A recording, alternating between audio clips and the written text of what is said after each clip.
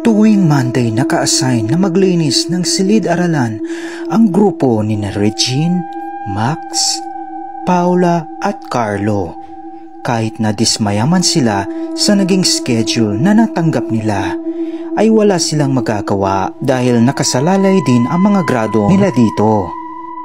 Pagwawalis, pagtatapon ng basura sa basurahan, pag-aayos ng mga upuan, at paglalampaso ang mga unang naging gawain ni Regine sa unang Lunes nila bilang cleaners. Bandang 5:30 PM na nang matapos na sila sa paglilinis, aalis na sana sila nang biglang may nakita si Carlo sa pinakadulo na bahagi ng mga upuan nila.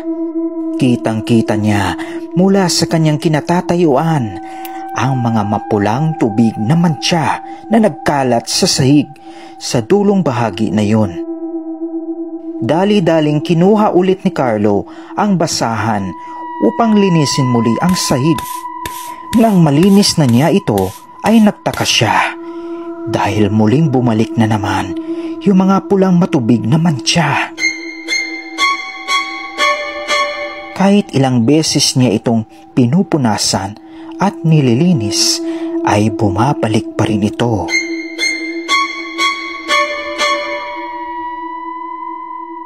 Sa inis ni Carlo ay tinawag niya na si Regine upang tulungan siya sa paglinis.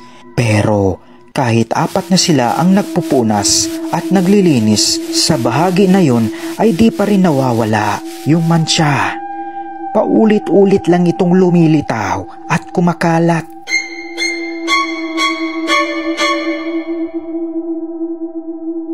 Sa pagtataka ni Regine ay pinahid niya sa pamamagitan ng kanyang daliri yung pulang mantsa. Inamoy niya ito upang malaman kung ano ba talaga ang mantsa na ito. At laking gulat at takot ang kanyang nadama nang mapagtanto niyang sariwang dugo pala ang mantsa na ito.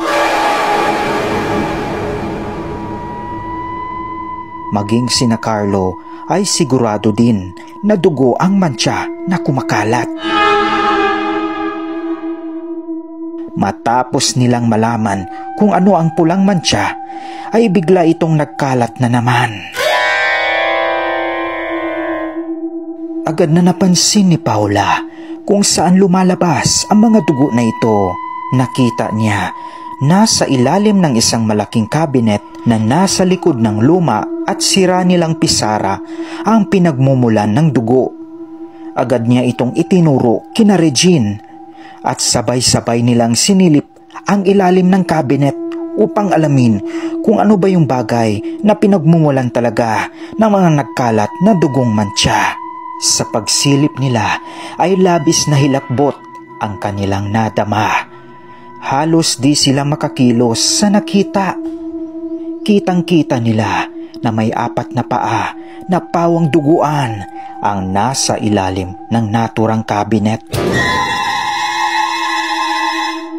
Walang tigil ang pagdaloy ng dugo na galing sa mga ito. Sa sobrang takot ay kumaripas agad ng takbo sina Regine palabas ng classroom nila. Mula noon, tuwing matatapos ng maglinis sina Regine, ay di na lang nila pinapansin yung mga pulang dugo na lumilitaw at nakakalat lagi sa sahig. Hinahayaan na lang nila ito at nilihim sa iba ang kanilang natuklasan. Mahirap na, baka gambalain pa sila ng kung anumang meron sa likod ng cabinet na iyon.